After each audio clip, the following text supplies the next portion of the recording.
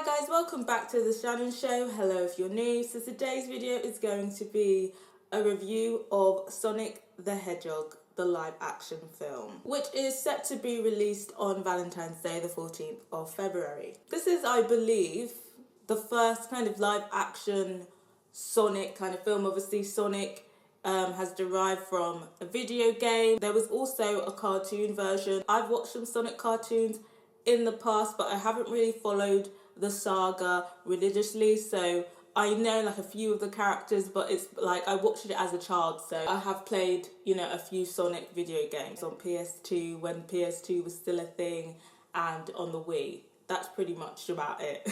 But for those of you who aren't familiar with the kind of Sonic saga, the Sonic universe, you won't necessarily would have had to have watched any Sonic films to be able to get what's going on in the film, because they pretty much start from the beginning. Let me know if you're watching the film as a Sonic fan or just somebody who interested in the film, because it's going to be quite popular. Before we get into it, I feel like it makes sense to address obviously the controversy surrounding the film in terms of the graphics and how the internet basically bullied them into redesigning Sonic.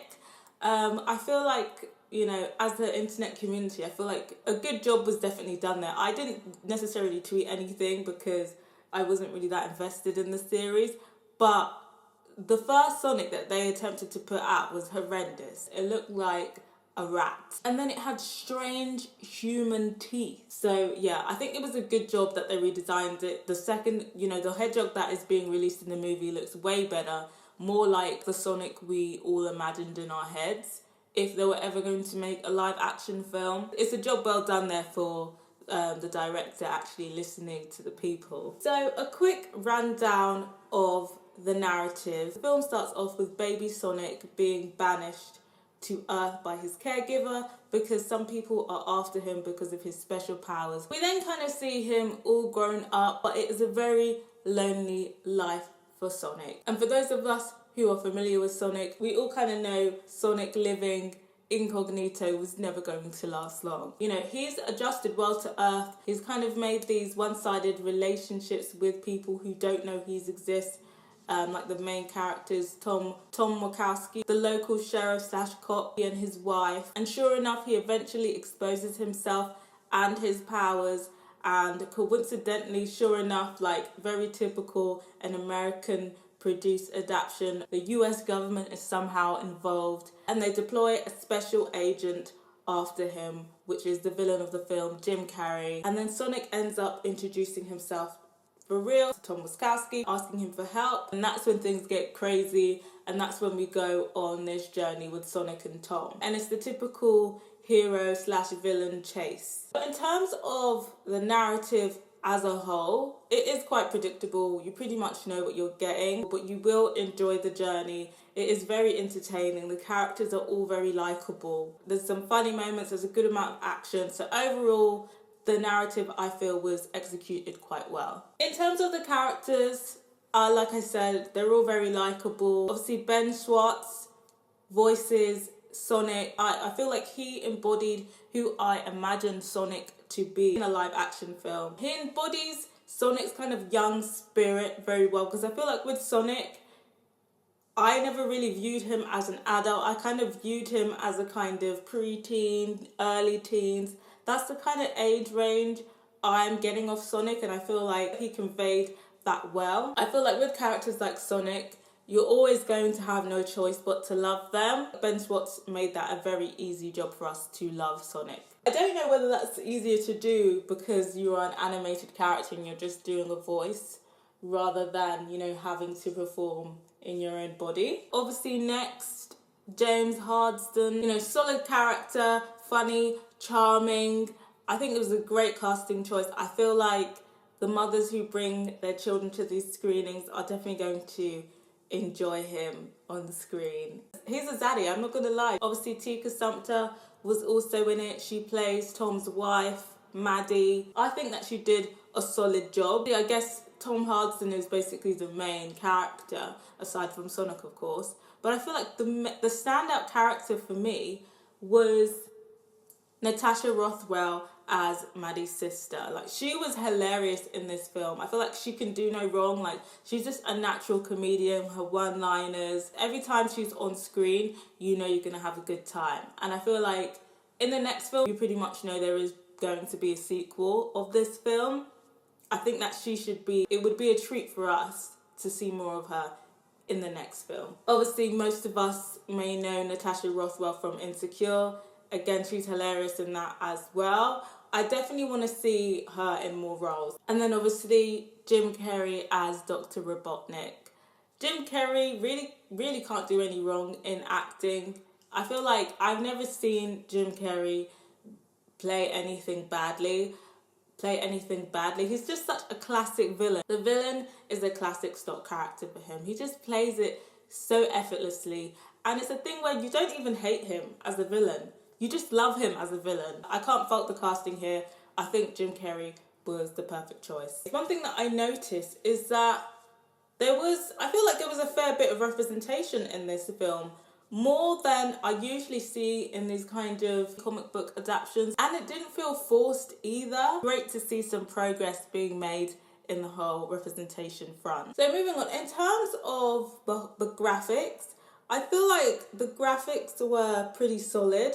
But I feel like sometimes you could tell the difference between the CGI and the non-CGI footage. I feel like there could have been some slightly better blending. I personally like it when it's a bit more blended and smooth. I'm not really a fan when you can tell the obvious difference. Obviously, with Sonic being a CGI character, you can expect him to be... Obviously, Sonic is a CGI character, but there's an instance where he goes into the ocean and he comes back with fish. He comes back with a CGI fish on his head. I think that particular shot against the non-CGI backdrop was just a bit jarring. But what do you think? Do you feel like, in terms of matching up CGI with non-CGI footage, do you feel like there's a little bit of leeway if it doesn't entirely blend, or do you feel like it should be standard that it blends quite smoothly? In terms of the CGI that I did like, there was a particular shot where two characters are falling from a building. That looked really good. That was probably my favourite shot in the whole film. Before I get onto the rating, I just want to let you guys know that there is two end credit scenes. There's one directly after the film finishes, and then there's one kind of midway through the credits. So don't get up straight away. But yes, overall, I enjoyed the film. I think it was a fun film. It was a great kind of family film. I feel like all ages will enjoy it. I definitely think a younger audience will enjoy it more, and perhaps people who were invested in the Sonic saga. I'd say the people who would enjoy it the most would be probably young children to about preteens, probably to about, that age before you can watch 14-year-olds. Adults will still like it, but I think children would prefer it more. I think in terms of what I could compare it to, I'd say it kind of does have a little bit of element. It does kind of have the same kind of spunk as the Marvel films, but not that much. I definitely think it's its own individual style. Do I think it's as good as the Marvel films? I'd probably say no. I think the Marvel franchise is definitely better, but it is definitely a franchise that you could buy into. But I think it's definitely going to be more popular with a younger audience in terms of a cult following. I think it's going to have more of a cult following of a younger audience rather than an adult audience that we see with Marvel films. The way the film ends, it sets it up for a sequel, and I'm pretty sure the film is going to do quite well. It's got a pretty good release date, so I'm guessing there is going to be a sequel and subsequent films. Like, this is just going to be a whole saga or a whole Sonic universe. In the end credit scene, we do see the introduction of a popular character. I'm not going to spoil who it is, but it is a fan favourite in the Sonic characters, so look out for that. That is just on the second post-credit, so like I say, make sure you don't leave straight away. So overall, I will give it a 3 out of 5. I think it was a solid film, very promising. I think there definitely could be some improvements in terms of just licking up the production a bit, but I think it could definitely have the potential to be a successful film that has multiple films and builds its own universe. I can definitely see it having success on that front. If you're coming here before the film has dropped in the cinema, let me know if this is a film that you're going to watch. And if you're here after you've watched the film, let me know what you thought of the film. Do you think this is something that you can invest in? Is it something that you were expecting? I'd be really interested to hear from people who are invested in the Sonic universe. Did this live up to your expectations? And yeah, let me know what you thought of my review. Subscribe if you haven't yet, and if you have, don't forget to put your notification bell on so you'll know when the next review is dropping. Till next time, guys, bye!